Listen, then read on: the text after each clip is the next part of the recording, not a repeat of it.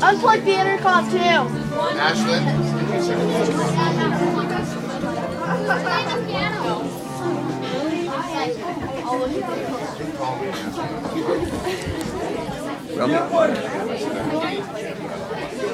Where's Austin? I want Austin to do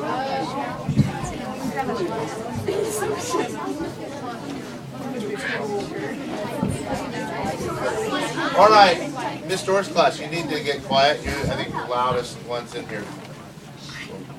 Okay, thank you. All right, we're going to put on a play for you. And I know you guys have heard a little bit about this. It's the Romeo Juliet play. And I want to tell you just a little bit about it before we start. You guys, I know you're studying the Renaissance, or if you haven't, you're going to.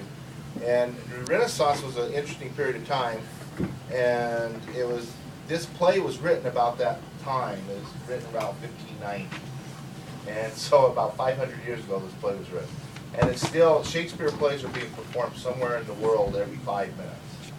So Shakespeare is a very popular playwright, even though he's been dead for 490 years. So anyway, I hope you enjoy it. I want to introduce our actors and actresses real quick. You guys...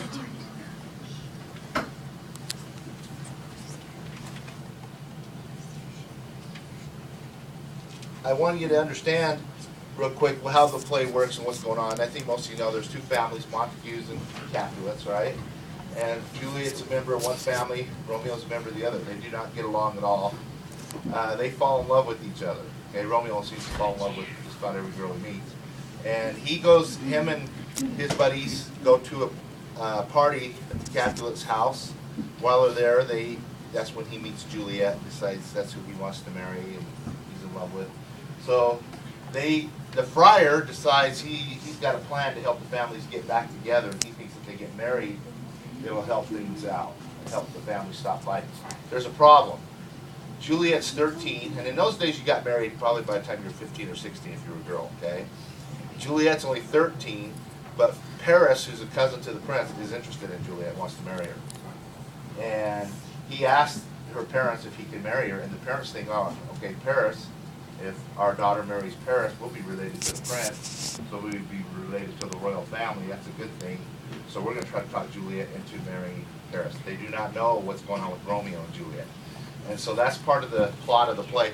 The friar's idea is if they get married, things will work out. Now, one of the things that happens is the friar comes up with a plan to give Juliet some poison, basically, that'll make her look like she's dead.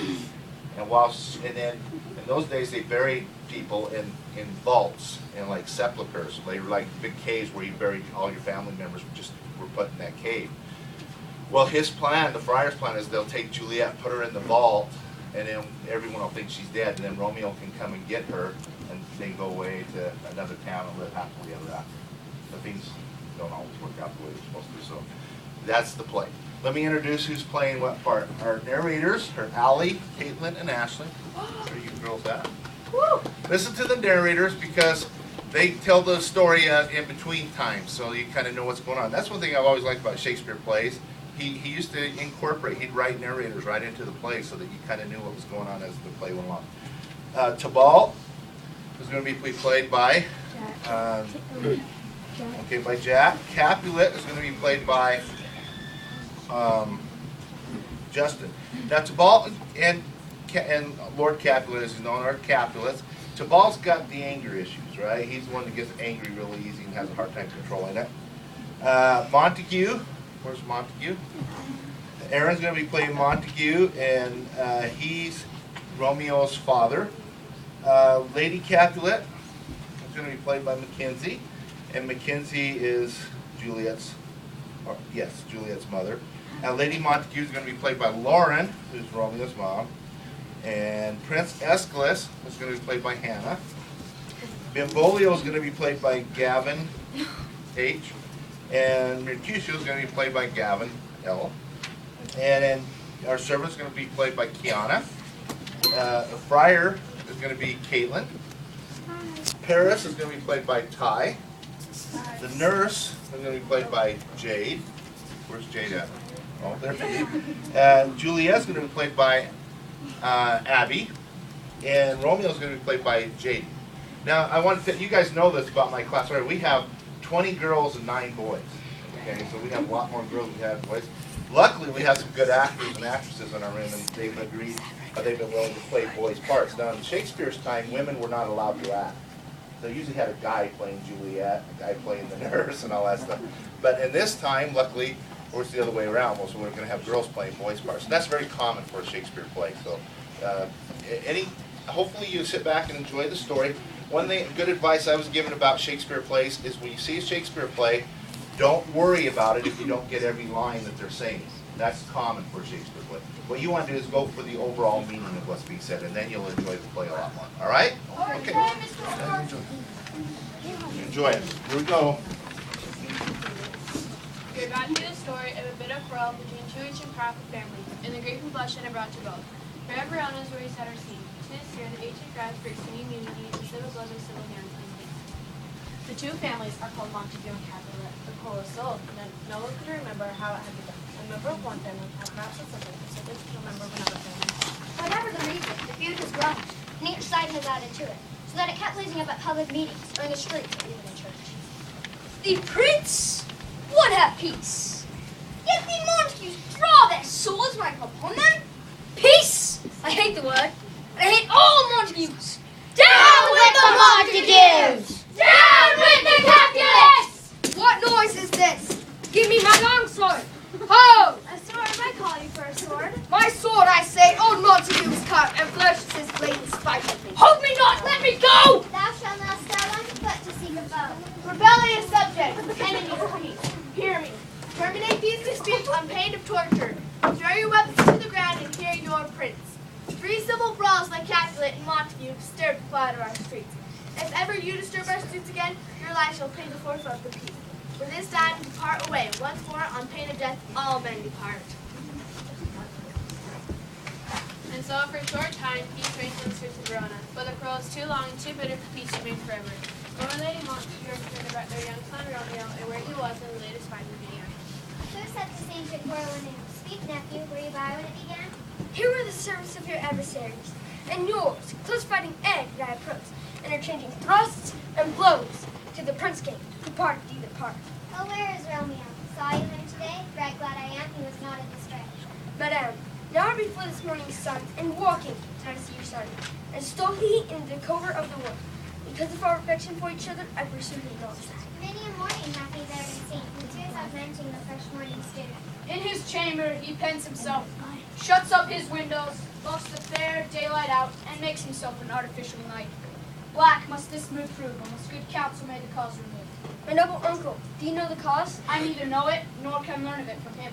I have asked him both myself and his friends, but he keeps his counsels to himself. Could we but learn from whence his sorrows grow, we would willingly give cure. When he comes, I'll learn his grievance. Would thou could. Come, madame, let's wait. Through their discussions, Benvolio has discovered that Romeo is darkly his cause, whereas the beautiful young girl named Elsa. They become so busy with their teasing that they soon forget the new law concerning the fighting in the streets.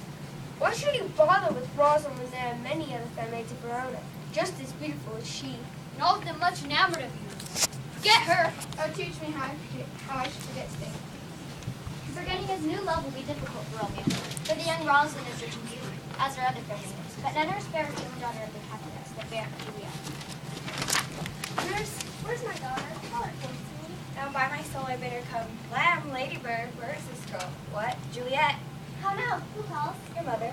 Madame, I'm here. What is your will? This is the matter. Nurse, leave us a while. We must talk in secret. Nurse, come back. Tell me your counsel. Is thou also my daughter's age? Faith, I can tell her age into an hour. She's not yet 14. I'll age 14 my teeth, I'll have but 4. She's not yet 14. Since the earthquake now 11 years when she was but 2. I never shall forget. For then she be Sarah, for she can run and waddle all about. For even the day she broke the ground. And her husband, God be with his soul, he was a merry man. Took up the child. Yea, so be, dust shall fall upon my face. Enough of this. I pray thee, hold thy peace. I pray thee, nurse. Please stop. I'm then, but I'll babe ever, or that I will live to see thee married.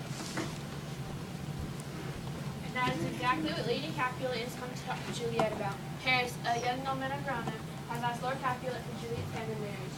Although they are rather half-hearted about agreeing, because of Juliet's tender age, they do so. Juliet will give her consent. A man, young lady, such a man. Why, he's a model of a man. Yes, there's none in Verona who is more handsome. Was it you? Can you love a gentleman? You will find Deligh's handsome face. Speak, Juliet. Can you try to like him? I will look, Mother, and I will try to like him, but looking can't make me like him. Madam, please, girls, come and so that us to see from the rebound. Go girls, see happiness spend those happy days ahead. The Catholics prepare for their party, but they're not the only ones to discuss the evening's festivities. Let's do show you have to do at Catholic party to announce ourselves for enjoyment. It is not necessary to announce yourselves. Let the measures by what they will. Who will dance a while and be gone. Not I. My heart is too heavy for dancing. Romeo, you love to dance. Still keep his wings and soar away. I'm just storing the love's heavy burden. Come, Romeo, put on this mask. No one will recognize us. Come, let us knock and enter. You mean well, but it is not wise to go to Catholic. Why? May one ask? I dreamt a dream that said this night's revels, I'll have an untimely death. Dreams are as constant as the wind. Come, for it's too late to attend the festival. Be incensed on, gentlemen. Put on your mask. Now your dancing shoes. Young men find the side door of the party, and after putting on their masks, slip in to join the Capulet's festivities.